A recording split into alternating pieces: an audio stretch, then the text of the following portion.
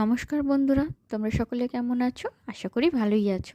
আজ আমি তোমাদের কাছে নিয়ে চলে এসেছি একটু টক মিষ্টি চাটনি। চাটনিটা ফলের। আসলে বাপি বাজারে গিয়ে কয়েকটা কমলা লেবু কিনে নিয়ে এসেছিল।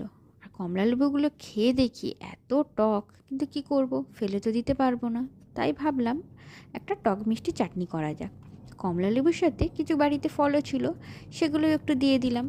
তার সাথে দিয়ে দিয়েছি কাজু, কিশমিশ, খেজুর আর আমসত্ত্ব। প্রথমে আমি অল্প একটু পাঁচফোড়ন আর একটা শুকনো লঙ্কা হালকা করে ভেজে গুঁড়িয়ে নিয়েছি।